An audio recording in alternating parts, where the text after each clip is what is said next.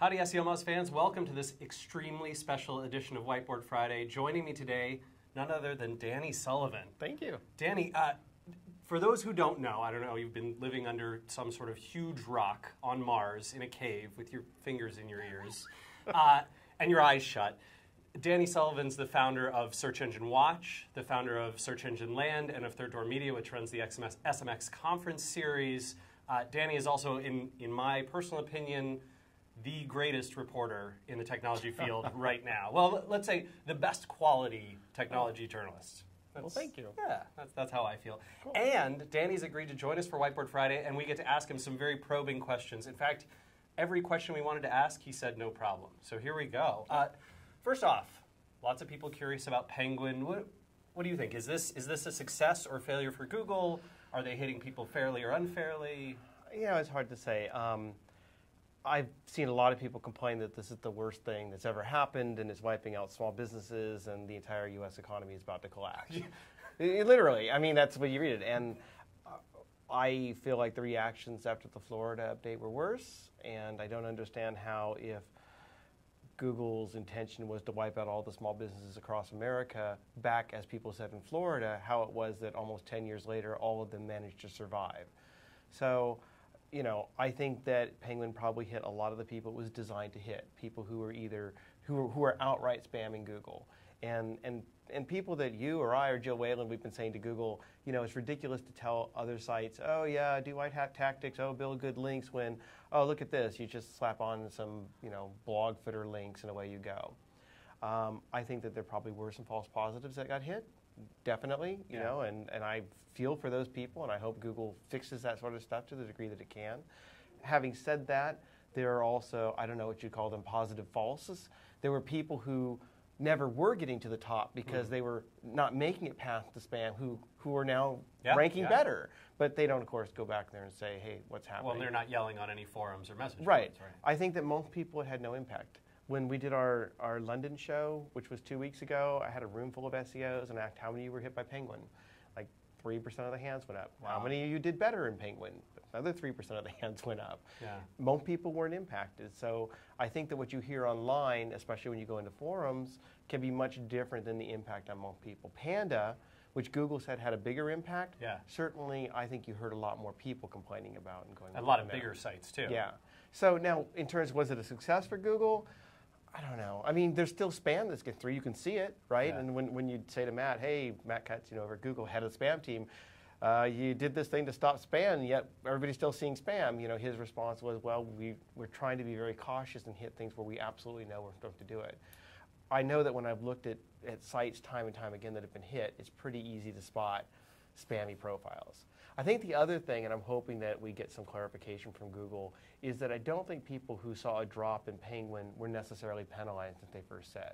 I think a lot of people saw a carry-on effect where there were networks or there were links that were discounted. Oh, right. And so it's like, it's not that you were penalized, it's just that the votes you had before don't count for as much. Right. So sorry. You were ranking on some links that don't pass any value anymore. You did great on easy and skidoo, doo-doo, and now it's not doing so well anymore. It's my favorite site. It's great. It's amazing, awesome. Amazing.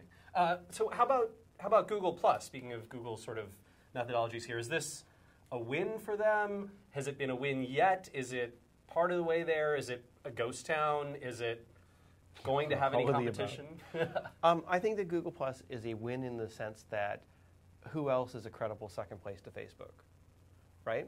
I mean, if you don't want to use Facebook and you want a full-featured social networking application to share photos with people and share status updates and do all that sort of stuff, it's not Twitter, right? Because Twitter doesn't have those kinds of controls. Twitter's really micro. I love Twitter, but it's but it's like a slice of the whole spectrum. So I think that they've come in and they've done a good job of building their Bing to Facebook's Google, if you will, right? Now, is it a success in terms of being closer to market share? No. You know, is it a ghost town? Not a ghost town. I mean, there's activity that's there. It's just much lower level, much less activity. But I think that the core thing that what they're looking for that to do is allow them to gather up some of these social signals that they need. If that's all it did, it's already a success just because, you know, so many of us put their dang buttons all over our websites. Right. Well, and they can use that to help make their search results better, which is and even without the buttons. If you remember there was this concern that, well, if we get all the Facebook likes, Facebook will know everything and they'll rank everything up and Facebook sees all this stuff. And it's like, well, Google sees a lot of data, right? The sites with Google Analytics. Okay, so potentially they could take that data and use it for other good purposes. We all just signed a privacy agreement that sort of changed a lot of the rules around that, right? But not everybody uses Google Analytics. Well, Google AdSense. Well, not everybody's carrying Google AdSense. Well, they've got DNS that they give to people. Now they got the link shorteners. Well, the Google buttons themselves, even if nobody clicks on them, every load is telling Google that somebody's on that page. Sure. And so they're getting more data off of that as well. And they know every person who's logged into Google Plus or any other Google service, they know who that is visiting those pages. So, I think that they're going to be coming up on a year, and I think that it has been successful in many ways, especially when you compare it to something like Google Buzz. Yeah. If you're comparing it as, hey, now they've got 30% market share of social network. No, nowhere near like that. So a few more things on Google. I'm really curious. I know a lot of people are asking, particularly, not just Penguin, sort of people getting penalized, but like these recent individual bans, right? So you saw Build My Rank, the big blog network, a bunch of directories. It seems like some of them had been banned previously, but a bunch of new ones were. Sear Interactive was banned for 48 hours, which is Will Reynolds' company, and then iAcquire, of course, was banned. The rare 48-hour penalty. Yeah, I assume not often plotted in nature, but that was a mistake. I don't know what it was. So it felt like Google's web spam team was quiet for this, particularly on the linking side. I mean, maybe in lots of other areas, malware, et cetera. But they were quiet for a long time, and then all of a sudden, first 6 months of this year have just been a rocket ship. Well, I think that the Build My Rank and the directories are one aspect of that. And I think that, Google had seen these complaints where people were saying, well, you let all this spam go through, you let all this stuff happening. And you had this whole growth of this area. What I've really realized in the wake of Penguin is that a lot of people's ideas of SEO and how they were brought up on what SEO is apparently buy some software that takes an article and spins it into 500 different versions, then go over to some new blog network where we're all linking together thing, and we put all that, because that's link building, and fire off to a bunch of directories that nobody on earth actually uses to find anything. And now I'm ranking, and apparently they were. And I feel for those people who don't understand that wasn't sort of the SEO that I think a lot of other people, they're like completely disconnected. And I've seen people who are clearly lost. It's like they're coming out of the woods and they're going, what happened? Some bomb just went off and there's penguins and feathers everywhere and I don't know what's going on. And they're going, I just did all these things. I thought that's what you were supposed to do. It's like, no. But so I think that's part of it. I think Google said, obviously they were building Penguin, and I think they were also saying we're going to take out some of these networks that really are not adding value. And I think there's great confusion also between the idea that they could look at something like a Build My Rank and say, okay, everybody's been playing in this space, therefore we're going to penalize all of you and we're going to penalize the network, right? Because we know that you all think you're perfectly fine, so we don't think there's a whole lot of innocence running around here.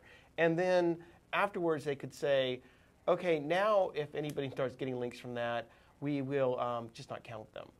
That's where you get this, because what happened after that, of course, was the whole negative SEO. Right, I'm going to point a bunch of links and from Build My Rank. Yeah, you could do that if Google didn't change their mind as how they're going to treat those kinds of links. So I think that's part of it. I feel like it was like a drunk driving checkpoint, and everybody got breathalyzed at first before anybody knew it was going to happen, and then the next week they set it up, and they're just out there kind of like watching you go by because they know everybody's like, I didn't have that extra drink or something.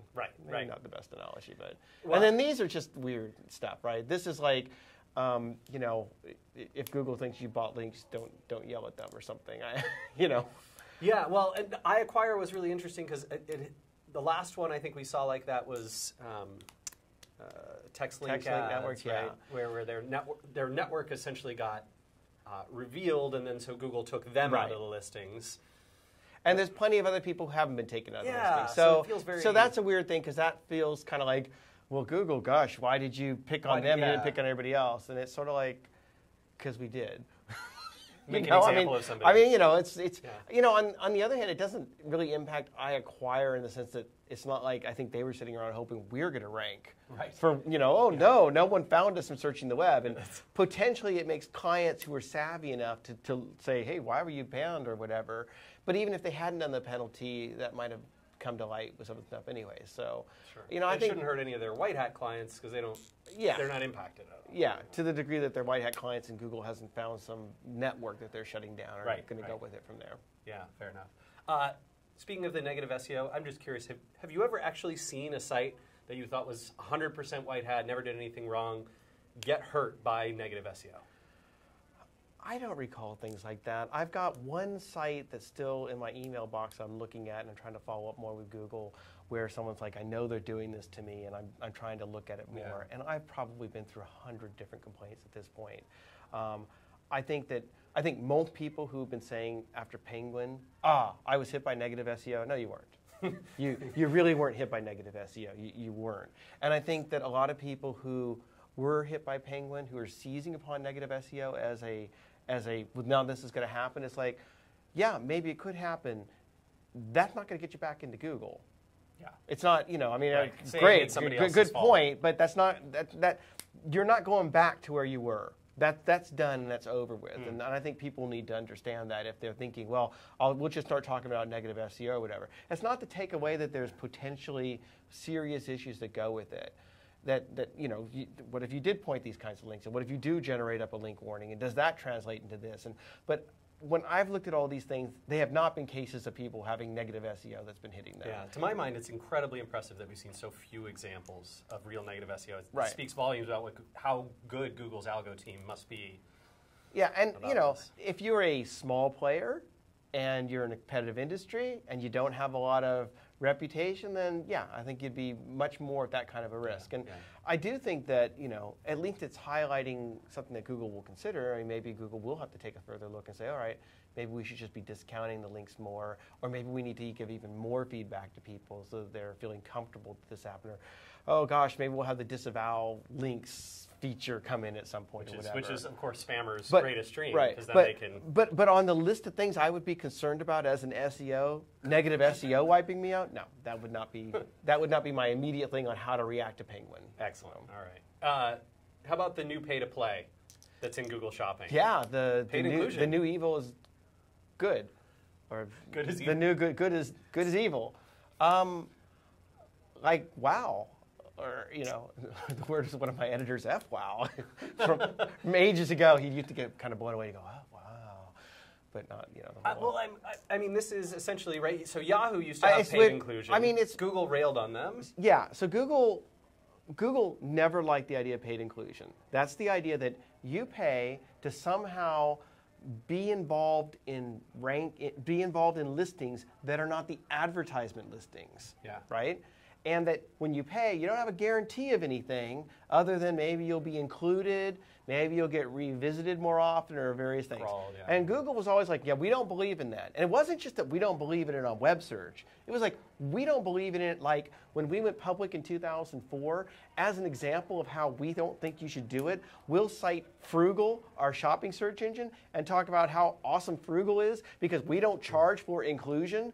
But whoa, fast forward 8 years later, and Frugal, now that it's going to be called Google Shopping, even though it's still the same exact thing, well, now paid inclusion is all right. I was like, why is it all right now? Well, it's just really hard to get the good quality without that. So your algorithm 8 years ago was good enough for you to be cocky enough to say, oh, yeah, we can include everybody because we can just figure it out. But 8 years later, it's like, no, payment has a role, which is exactly what some of the search engines that Google dissed said.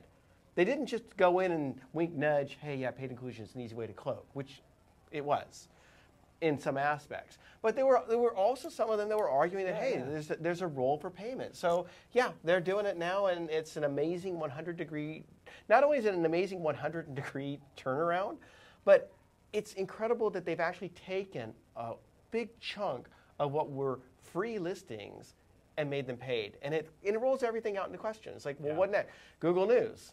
Top 50 newspapers now have to pay to be included. Do they get in? Google you want to be a news Local. resource? Google Plus Local, or whatever we call it now. Yeah. So right next. Yeah. Google Places. So yeah, this is one of those things you'd have thought Google would never touch because it was don't be evil. And in fact, when they even acquired, remember they acquired what was the company Performix? Oh, yeah, which sold paid inclusion, and they quickly divested their paid inclusion aspect because they did not want to be touched. And now it's like, who cares? I wonder if they keep them today. It might. Probably. Sure, why not? Yeah. So how about this Google Places move to Google+? Do you think that's a good move? I mean, at least it's not paid inclusion yet. I don't know. I kind of like that we had Google Places. It's weird. It's just weird. I feel like Google Plus is now turning into this new house where all of Google is moving into. Do you think this and is then someday I'm going to go to Google and no one's going to be home. Like, oh, we're all over here at Google Plus, right? Because now Google Events is coming in, or we've seen, suggestions that Google Events will be coming along, and the Google timeline. Here comes Google Plus News, and next up, Google Plus Shopping inclusion, and I mean, it's like. It makes sense in that it was crazy that you called all these merchants to try to think that they needed to have Google Places accounts and then Google Plus local accounts. It's clever if you're Google and you're thinking, hey, how can I get 80 million new users? Oh, right, I know. Right. Let's make every business in America a Google Plus user. Maybe it makes sense when you start thinking that Facebook's got some kind of things that they're doing with locals, or that really. And they have business claims. And that you could say to some of these businesses, look, you're understanding that there's this social aspect, right? You get Facebook. Although my local donut shop didn't, I was in there and he's like going, I'm in there and I'm checking. What are you doing? And he's like going, I'm checking in on Facebook. What's Facebook? He was more obsessed over the fact that my Facebook account, I hadn't checked messages. I've got unchecked messages. I'm like, I don't read that. Anyway, and he's not on Facebook either. I'm like, you got to get on Facebook. You got to get on Foursquare. You got to get on Google Plus. And he's like, yeah, just what donut do you want? Yeah. So he didn't care. That's a really excellent response to that. So I'm curious about just some personal stuff with you and with Third Door Media. Tell us about like the search engine land, marketing land, move, spin going down, and I'm really curious about like goals of yours in the future. Is SMX going to become broader? It's going to become SMX land. Everything's going to be land after this. We're going after Disneyland. Just like when we put Moz on everything, you're going to put land on everything. Oh, yeah. And then we can get the conspiracy theories going on. I think they're going after Terra next. Wait. Terra Nova. No. Kenny, register Mozland, quickly. Yeah, quickly. Already got it. So we started with Search Engine Land, which made sense because, I came from a search engine background, and it was the only domain that was left. That can't be the reason. Well, no, but I mean, I wanted to do what I had been doing when I had been running Search Engine Watch, and I had to go off and start all over again. So Search Engine Land was, starting up the new site, and that made sense to go and do what we were doing.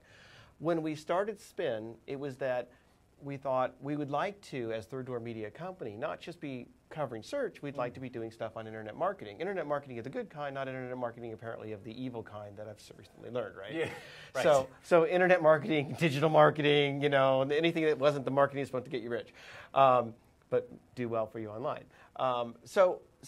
At the time, things like Dig were really popular. Sure. Yeah, and it looked like, wow, this is going or whatever. So we thought this would be great. Let's start up a site where people can share stuff out there, especially because I was annoyed it was so hard for people to share a search story on Dig and not have it buried the hell. Same with Reddit, because, right. Yeah. So we did Spin. The first year, it went well. Yeah. And it really grew and everything. And then I really think that what happened was people just started sharing much more on Facebook and Twitter. And we didn't see the activity that was continuing on. We sure saw plenty of spam that was coming in. And so we spent and then we'd have people like arguing over what was spam or not spam, right? Well, no, you didn't take out that vote, gang. You got this. And we're like, we're spending a lot of time trying to, help the 14 people who are actually submitting their own stuff decide who's fair or not fair rather than focusing on the good stuff. So we did a year of trying to do, let's just do hand picks. And in the end we thought, we know what we're doing on Search Engine Land, and people appreciate that content. We are watching that social is growing, and some of the other aspects that things like Google and Facebook are doing are growing, and that we're going to the same press conferences. We have the ability to do the kind of writing we do on Search Engine Land, but more broadly on other aspects. Let's just do Marketing Land. And that's what it was. That was like, and we didn't want to turn Search Engine Land into Marketing Land because I think there are people who want search news and only search news and really, really appreciate it.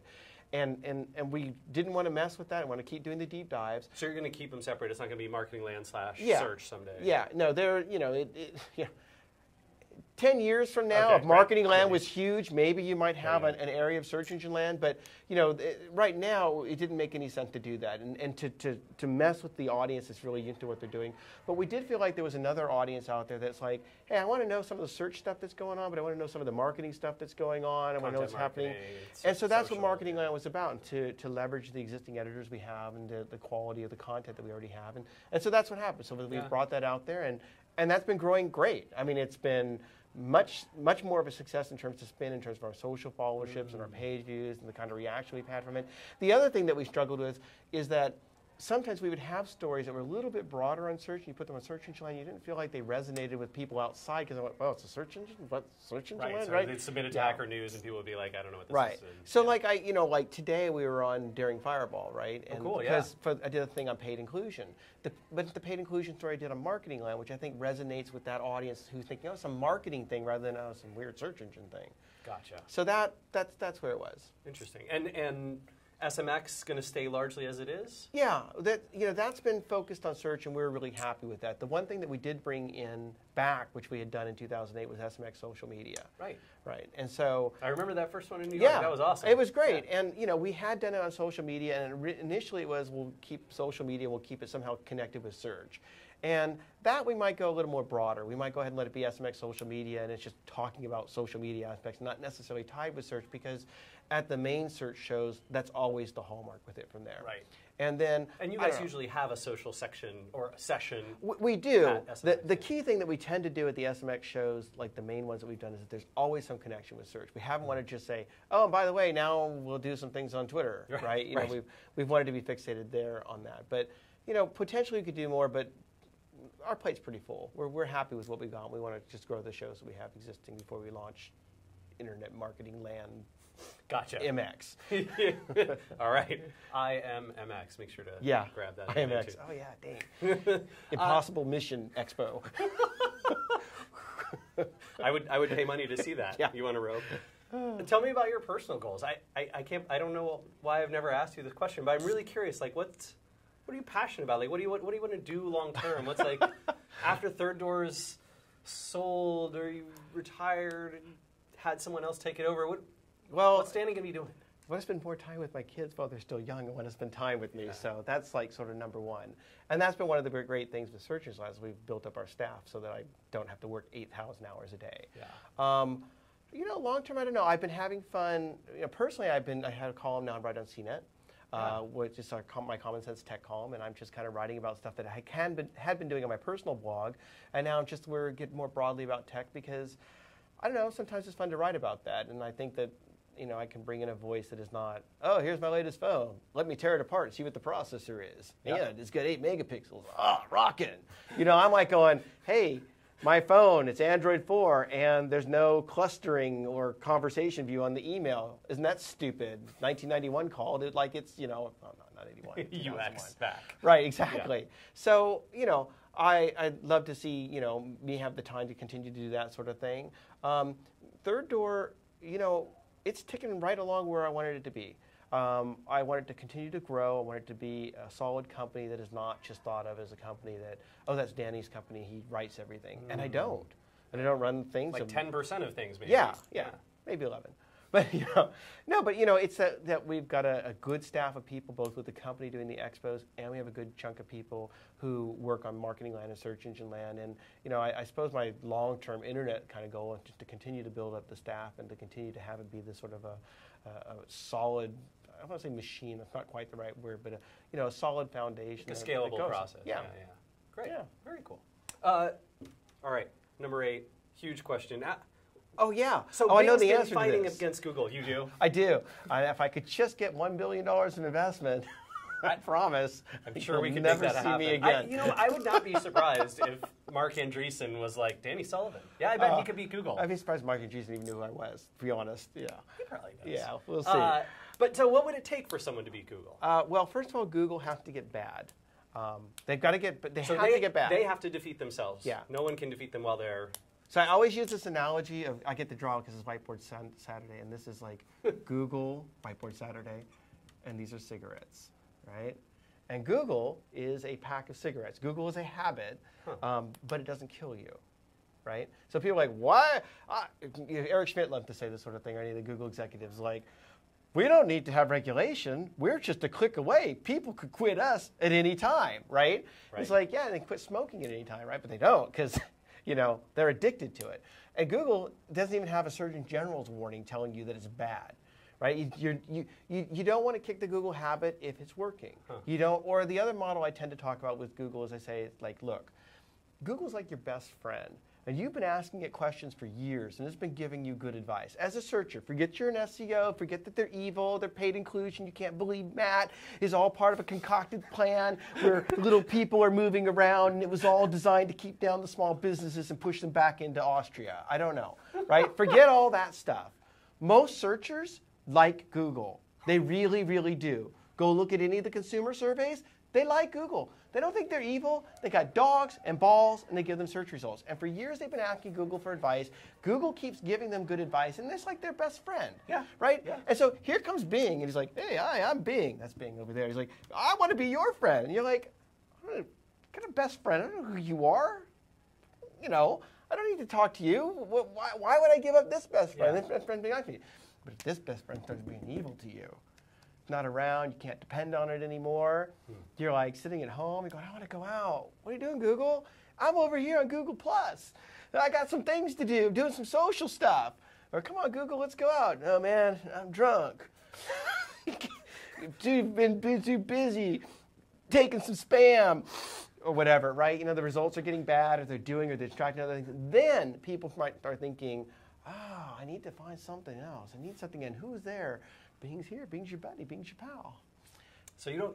So I think for Google to really win against Google, Google itself has to kind of screw up. And amazingly, they've done a little bit of that already. But the problem where I think they tend to screw up is the more they start pushing on things on Google+, the more that they do anything that has nothing to do with search, the more that they have cars that drive themselves, the more that if there's something wrong with search, you get people, and I think even ordinary people might start thinking, oh, it's probably because they're not focused, right? But for the most part, they haven't been screwing up. Aside from that, just some game-changing, huge improvement in search quality. And I don't see that coming anywhere. Yeah. I don't see it coming from Bing, and I don't see it coming from two guys in a garage. DuckDuckGo or... Yeah, no. Sorry, DDG. Oh, well. Sorry. All right, so what about the next Facebook? Because that's an area where we've seen a bunch of companies, right, your Friendsters. Google+. Yeah? Buy it. No, it's the same argument. Would you sell your Google stock, your Facebook stock, and buy Google stock? Yeah, instead? if I had stock in it. I don't have stock in any of them. Oh, really? Yeah. So actually, that probably makes sense since you're a journalist. Yeah. Plus, I'm just an idiot when it comes to stocks. So, hey, ask me about my e-pal or whatever. I like e-cars. Finally, we're going to have to drop your 10 shares of these things because they've been negative $3 for 10 years. Anyway, it's the same exact thing. Facebook is your best social friend, right? All the same people who got Facebook's going down because they don't respect your privacy and they don't take care of you and they're always changing stuff, and Zuckerberg just wants to take over the world and steal even more money from people and crush them like bugs so he can say, I'm the super CEO bitch or whatever, right? Ordinary people don't care. They clearly do not care after 5 major different Facebook privacy things and a movie that was not exactly flattering. Yeah. Right? Yeah. Well, what are they going to do next to really get you concerned about them? Go public? Oh, wait, no, they did. So. And the stock prices sort of. Right. So I think it's the same exact thing. People are happy using using Facebook, so they're not going, oh, you know what? I should go use some Google Plus now. Do you see another one, like a not necessarily a Facebook substitute, but a Tumblr or a Pinterest or a Quora? I think there's slightly more possibility that the two guys in the garage come out with something better or something different like that. Yeah. I think search is really hard.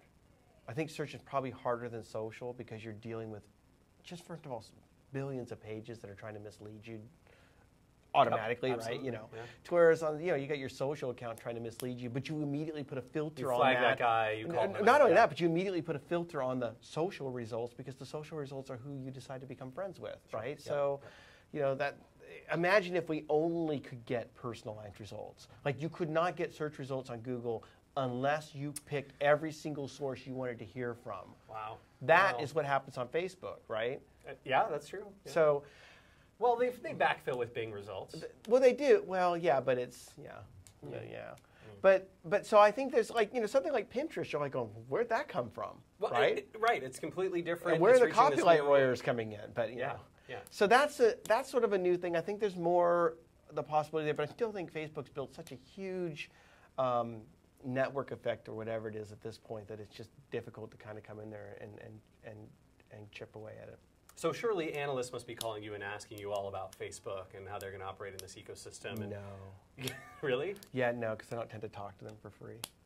Yeah, they call you up and they're like, hey, yeah, we just want to talk to you for an hour. And you're like, because I got an hour to spend with you to tell your clients right, how to that would be buy. $1,000. Yeah.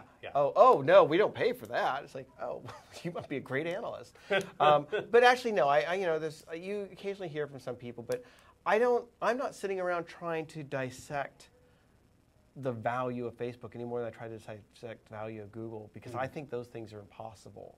I actually went to an analyst thing once where I was asked to go into, I think it's one of the companies that's now gone down, so either my advice was good or bad. Lehman Brothers or somebody but it was like, and I went in, there were like 25 people there trying to figure out what Google was going to do next. And this one guy in particular really got annoyed with me because he's like, well, I've got the spreadsheet here, and I've calculated the visibility of all their ads, and I could project it's going to do this. So I don't understand how you can say that we don't know what might it go. And I'm like going, because it's run by two people who don't care what your spreadsheet says. It's run by two people who decide for the next year, let's take a loss. Because in the end, we control the company, so who cares? Yeah. Or it's run by people who, at a flip of a switch, can add a fourth ad that you didn't put into your little projections. And in fact, we've watched Google do that. This thing, the shopping thing, right? It's like 6 months from now, free listings suddenly cost everybody money in Google Shopping. There are estimates that's going to make Google $200 to maybe $1 billion more in revenue. It's nice to tap into that. Yeah.